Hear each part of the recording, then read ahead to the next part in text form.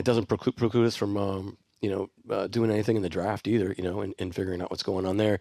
Is really like okay, let's get this in the mix. Drew had other opportunities, so we figured we better wrap this up, kind of put a bow on it, get him in the building, and then let's see what happens in the draft.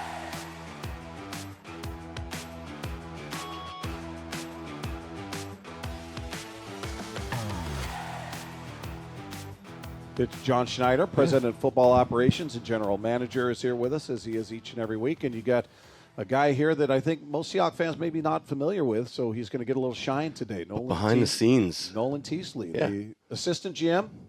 Assistant GM, yeah. I'm happy to be here. Thanks, guys. Good. Nice to see you. And all the listeners getting a chance to hear from you for the first time. The chair is way taller than yours. John's got to have a taller chair. He's I'll get down. There we go. That's a little better. That's more like it. I think. Yeah. What's that? It was in his contract. Who gets a taller chair? Yeah. I can't go down because I have the director's chair. So no, I get it. Sorry, I'm not trying to dominate you. If we were standing, this is kind of the way it would look anyway. So. That's true. It says Wyman on the back of that chair, too. Yeah, it does. He fancies himself a director. Hey, let's start for Nolan. I mean, again, for listeners that may not know you and what your job entails, just give a little introduction, if you would. Yeah. That's always an interesting question. People always ask me, what does your typical day look like, or what's your job entail? And what do you do in the off season? Yeah, it's always I like that question. The answer to that is it depends on the time of year. It depends on the day of the week, anything like that. But right now it's pretty draft-centric, helping John try to make, informed decisions as we build this version of the Seattle Seahawks. So, do you ever tell him, John, you're wrong. That guy's not good. I like this guy more. Not necessarily in those words, but yeah, we have those conversations. It's a good conversation for sure. Yeah. Well, let me ask both of you guys a question. What are some of the draft day stories that stand out in your mind for both of you guys that are significant? Whether it was something funny that happened or high pressure situations. I know it's been a long time for you, John, for 15 years now, and Nolan, you've been doing this for a long time as well. What do you got? No, yeah, 2 out of the last 3 years, 3 out of the last 4, we've had 2 guys not answer their phones. So that's always it's always a little bit of a high pressure moment, and then you add in the fact that you're trying to get a hold of somebody that you're wanting to select, and they're not picking up. That's an interesting moment. Yeah, and they're on the clock, and we're on the clock. Yeah, trying to get it going. So yeah, anything nerve-wracking?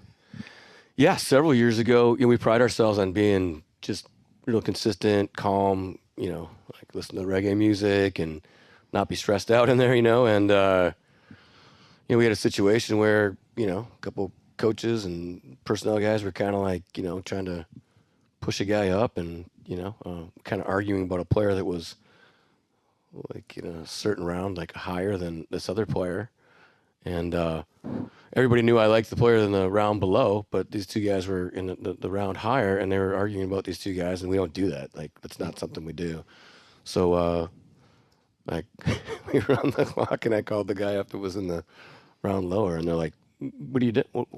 What's going on? I'm like, hey, pop, what's going on? He's like, you doing good? I'm like, you doing good? He's like, yeah. I'm like, okay, great. Okay. And I hung up, and everybody's like, whew, we didn't take him. They thought you were going to take so it's like, calm down, chill out.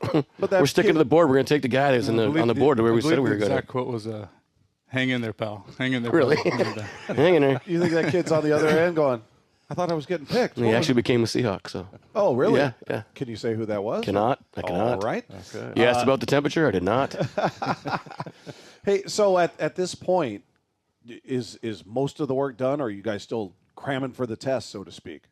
Yeah, we're starting with the coaches tomorrow morning. We have the offensive staff. We've been with the coaches. It's like just kind of the formal talking through the board by position. The area scout will talk about the player.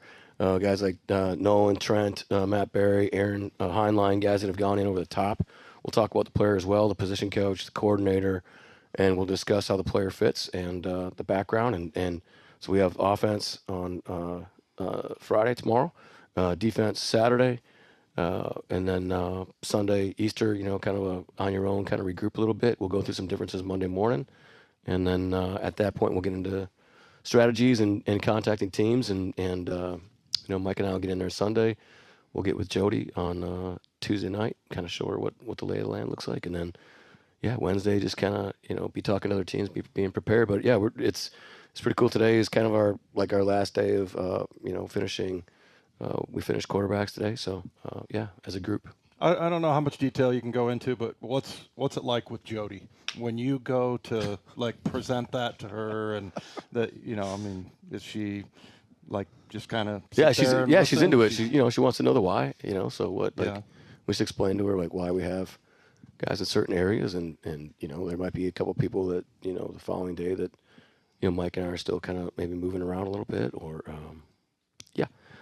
just kind of taking her through the process of the different scenarios and what it may look like. And this player, we like this player, he may not get to us. That we like that player, but we might have to trade up for him. That sort of thing. Taking her through. So there's really no surprises. It's like, well, what are we doing? What are we doing? She kind of walk her through all the different scenarios.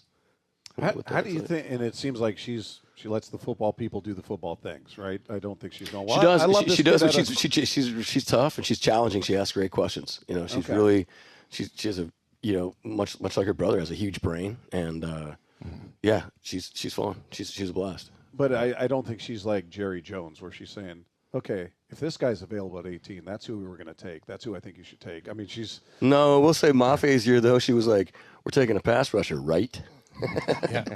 We're going to add a pass rusher, right? I think we're all pretty focused there, but I understand it. Yeah. How would you function with a guy like that, an owner like that was really, hey, I know football, I know ball, I'm Shad Khan. I worked for the Russian Redskins for a year. Oh, okay. Yeah. Who was the owner at the time? Was it Snyder's? Who was the owner when you were there? Yeah. Yep. Oh, he was fun. Yeah.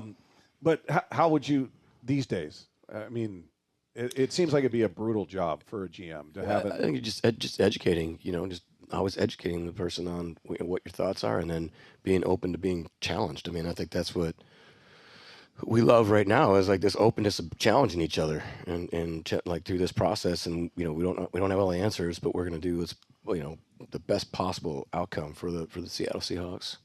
And so that's whether whoever's whether it's our safeties coach or our quarterback coach or Aaron Heinlein or Ryan Florence or anybody.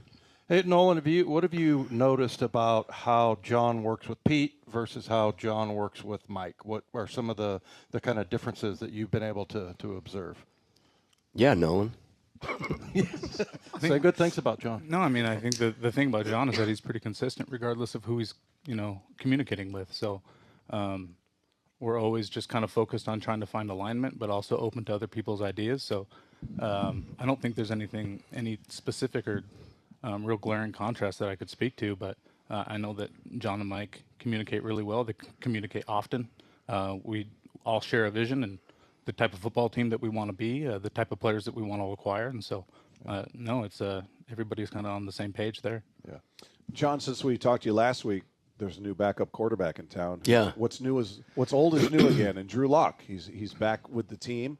Dave and Pearson and I were trying to figure out if we were going to break that news if that'd be fun for us to do here, or if we should wait, or we decided you guys didn't wait for us. Thanks, Dave. Well, we didn't have a chance to talk to Drew, so so we waited until. Well, what went into that, and what does that mean to Sam Howell, a guy you guys gave up some draft capital to retain? No, I think it's a great situation. We have four guys that we really like.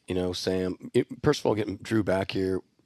Explaining to Mike. Mike and Dave Pearson and I met with Drew down in Fort Lauderdale when we were down there for the owners' meetings, just so Mike could get a feel for the person, the competitor.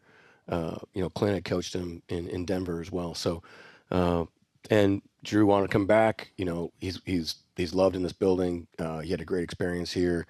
He had an opportunity to do great. To have a better opportunity to start in with the Giants last year. So he took that opportunity to be able to get him back in this building and to have three guys that have on the roster that all three of them can move. Those three of them are thrown for over 3,000 yards in a season too. They have 42 starts in the last 2 years, and I think 119 total, that's pretty cool. You can dress three guys, and we like Jaron Hall a lot too. We got him last year. Was on our practice squad for a long time.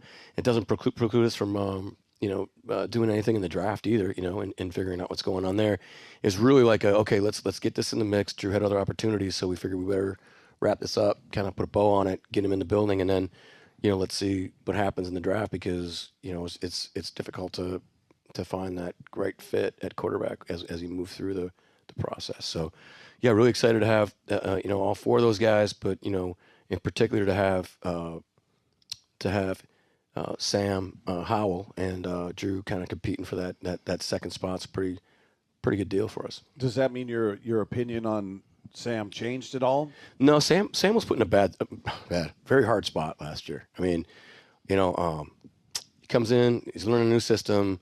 The year before, I think he led the league in attempts, and they didn't run the ball at all. And we love the toughness and everything. Comes in, learns a whole new system that was heavy drop back, and gets thrown into a game where we're behind.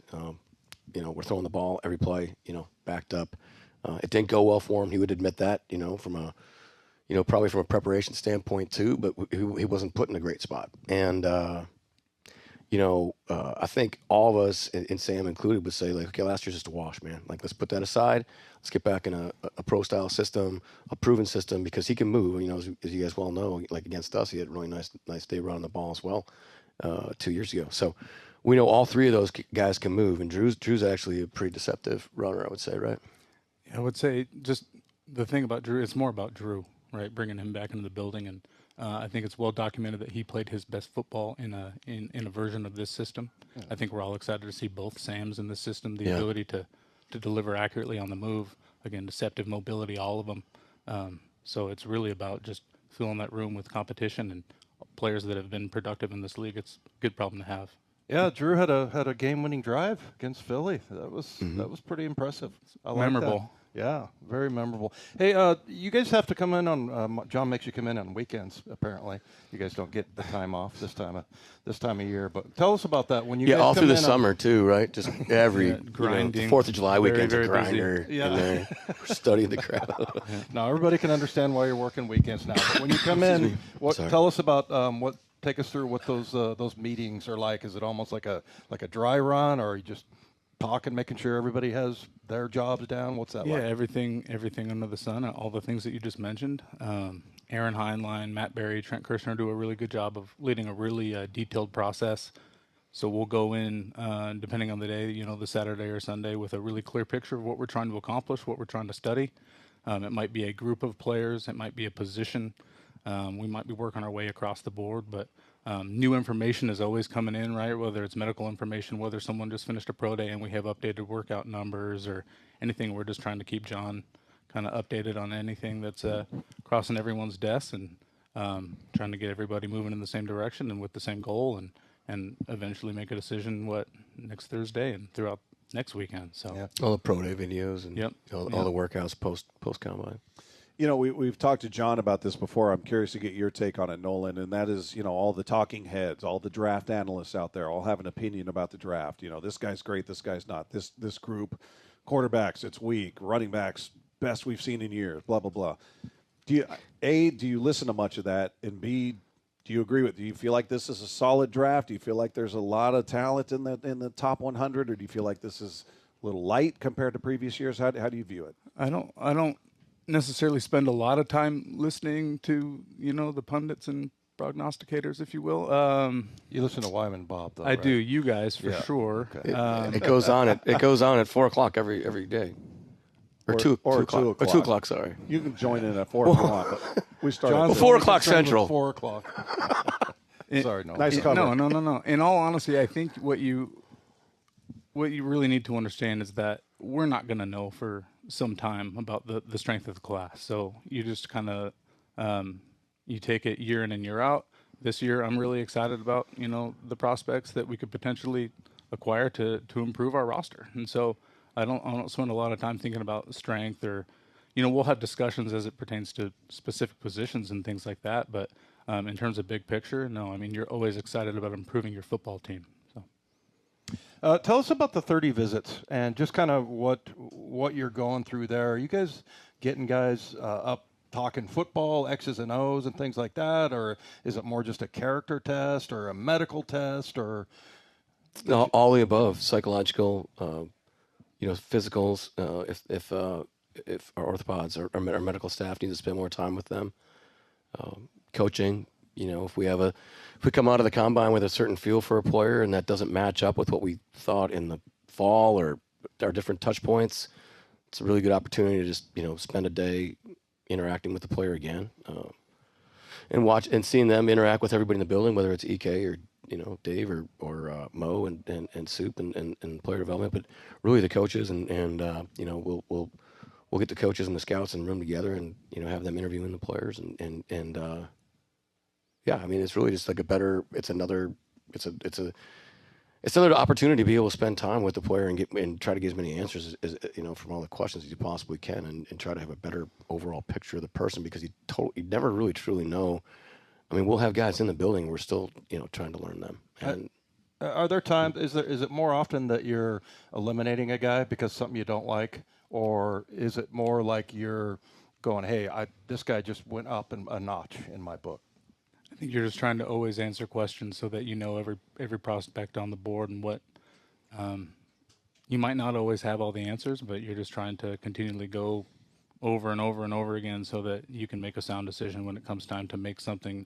A really important decision in an instant, right? Yeah. And just paint the picture of who the player is, who the person is, and then when it comes time, we know where we're going and why. How often do you think your mind's been changed by a conversation? Like, who they are on tape, who they are on the field, but you met them, you interviewed, maybe you brought them in here for a 30 visit, or it's at the combine, and they either swayed you positively or negatively. Just the conversation changed. We were going to draft this guy. We weren't going to draft him. Now that it's a different choice now. Based on that conversation. Yeah, I think based on the way they treat the people that mean so much to us in the building, that's where it's changed. If they treat somebody in the kitchen with disrespect, or EK or his staff or anybody like that, if they don't, I think that's where your opinion can change. This guy's a great guy. Okay, well then, but he leads up well, right? He knows who's whose butt to kiss. That happened again, by the way, this time. Like, I met this guy that had no idea who I was. Yeah. So this happened to you before. Yeah. He's kind of talking to a guy, and he's kind of like blowing you off, and then all of a sudden you stand up in front of everybody. He's like, why don't you go get my bags for me? They're downstairs. I was like, all right. Okay, I'll be right back. I'll go get them for you. So, you won't get drafted here, but I'll go get your bags for you. So that happened again? Yeah. That kind of stuff. Yeah, this was. I know what you were asking about last week. He was texting me. It was a guy. We had our 30 visit, and it was probably 4 years ago, and I was talking to the guy. I forget who it was. I think it was a receiver. This was a rookie minicamp, I think, actually. Yeah. And he's just like, get lost, dude. Like, I have no time for you at all. And you're trying to have I was asking him conversations, No, it was a 30 visit, because the next morning, I get to talk to these guys, and Kirk Parrish is like, yeah, this is our general manager and whatever, and the guy's just like, oh no, no way, because he knew he treated me like horse doo-doo the night before. Yeah. So it's how they interact with people around the building. Yep. But has there ever been anything in a one-on-one where you're talking to them where you went, ooh, I love that answer. Or both ways. I don't like that answer. Both ways, yeah. Yep. Where it's changed your idea of picking that person. Yeah. What's important to you? Pro Bowls, man. Need that bag, Oh, okay, great. Well, that was a fun talk.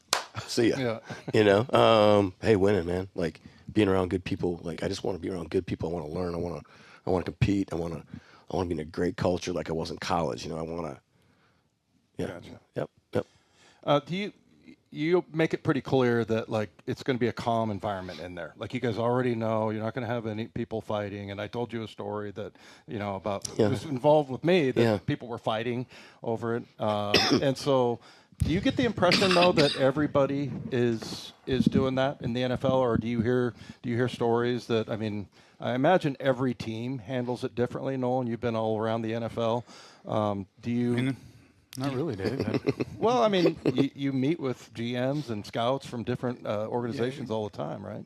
Yeah, no, I've heard about, you hear stories about in other rooms. I would anticipate some rooms are more intense than ours. I don't know. We have a pretty fun environment, so I think we're unique in that way. But to each their own. I like the way that we do it. But the first year we were here in 2010, there was a company that came in that was trying to sell Pete and I this it looked like one of those old school table video games, with that had Pac-Man and you'd see in a bar or a restaurant or something. Tabletop. Yeah. And this is great, the Ooh, I almost said the team. Can't say the team. See, he does it. He gets me on the here. And they're like, yeah, this team uses it during the draft. See, what you do is you just pull up the guy, and here he is right here, and then you can go to a game, and you can see, you can compare this guy to that guy, and you can watch film real quick. And I was like, during the draft? Yeah. They're like, yeah. I'm like, sweet. We got a shot at this because we are done. Like, it's just all about like, yeah.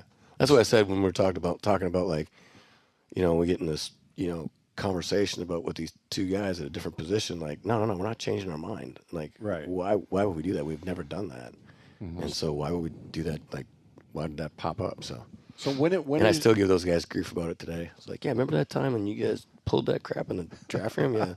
Like, you owe me a beer. Yeah. That was fun. We're not doing that again. Yeah. I have been in other, draft rooms at different clubs that it's kind of the board looks different, and it's a constant, it's like not necessarily like where you're going to move to acquire the player. It's like, who are you going to take? Yeah. And it's like, holy smokes. We'll get there through the weekend, and we'll get there, especially after we're done with the coaches, and then like the final wrap up and closing the door. But it's like it's done. When is that? Like Tuesday, Wednesday next? Like the board I'd say Wednesday. Like Wednesday after. There might be like 2 or 3 things on Wednesday that we might just be cleaning up. But it'll basically be all right. If this guy is here at 18, that's who we're going. Barring trades and things like that. Right. So and it ends up looking like a big graph basically, and that's. So Wednesday, you feel like you're ready. We're done. Right. We're ready. And then it's all about like Nolan and Willie and Matt and Trent. Everybody that has teams, just contacting their teams, getting whoever they're going to be contacting during the draft, and getting those relationships and those conversations going, so that we know, like, okay, well, if we're going to be moving, it's going to be this, and this, and then it's going to be this team or that team and these picks and all the different scenarios, and then we can kind of COVID actually helped with that a little bit too. Like we were able to those guys, like we were able to. Well, these guys are on the phone. They'll have something set up, and then they'll send like different scenarios, like different trade scenarios, and then we'll rank them, and then try to like counter, negotiate with them and see if they will move or give us more. Just being a draft we would rather have more picks. Okay. Yeah, I would imagine. Yeah. What's more fascinating to you guys? Just looking at the draft, the undrafted free agent who makes it into the Hall of Fame, like John Randall, or the first round bust that just never plays.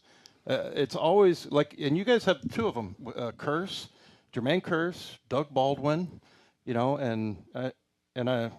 just seems like, you go back and look at, there's a lot of older players that you can understand why they kind of slip through the cracks, but is that kind of fascinating to you a little bit that, not that you want to have a bust or anything like that, but it's just one of those things that always, every year at the draft, you always look back and go, man, that guy was a first rounder, or man, that guy didn't get drafted. Yeah, I would kind of go the other way. Like I'd want to go process wise. Why did this guy slip through the cracks? Why weren't we aware of him?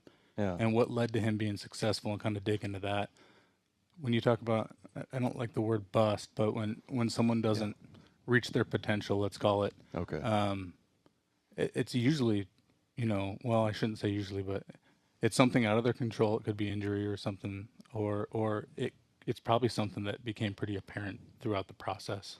Misvaluation. The player was pushed. Everybody knows that the player, like that guy, he really shouldn't have been taken there. Yeah. Okay. Yeah, I remember when was it? I think it was Oakland. Yeah, I was in Green Bay, and Oakland took the LSU quarterback instead of taking Calvin Johnson, and we were hoping that the Raiders would take Calvin Johnson, because we didn't. Oh, it was Russell. Was that Jamarcus Russell? Yeah. Yeah, that didn't work. Yeah, that was. Yeah, that was not good.